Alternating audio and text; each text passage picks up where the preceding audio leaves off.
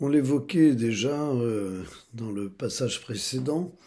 euh, pour un responsable de communauté, de groupe ou de toute dimension humaine de fonctionnement commun, ce qui est important, c'est d'une part la parole d'enseignement, c'est-à-dire le rappel d'un certain nombre de bases sur lesquelles on vit en commun et qui puissent avoir du sens. Donc, lorsqu'on prend la parole pour enseigner, il s'agit de découvrir le sens de ce que cet enseignement recouvre. Euh, Sinon, ce sont des paroles vaines. Et la question du sens aujourd'hui est particulièrement importante.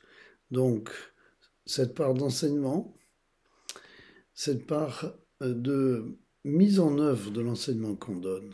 C'est-à-dire que dans notre vie concrète, un responsable, mais finalement tous les membres du groupe, doivent essayer d'être conformes à ce qu'ils disent, de telle manière que ce soit encore plus parlant et que les bases que l'on se donne en commun aient une actualité réelle, hein, avec un encouragement de mise en œuvre.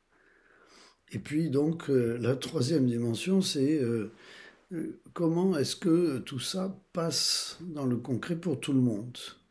C'est-à-dire, non seulement on enseigne, non seulement on essaie de mettre soi-même en œuvre, mais il faut voir comment chacun peut se l'approprier et le mettre réellement en œuvre. Donc c'est la question de l'obéissance des disciples, dit la règle. Mais ça ne vaut pas que dans la situation de mettre un disciple, ça vaut pour toute situation humaine de groupe. S'il y a une pertinence de l'enseignement, s'il y a une réelle mise en œuvre qui correspond à cet enseignement, il doit pouvoir y avoir un retour positif d'une mise en œuvre commune, où chacun se sent impliqué. Et c'est vraiment l'art de l'art d'arriver à cela, avec un goût de la vie en commun. Essayons d'avoir en tête cette perspective, car elle est vraiment fondamentale.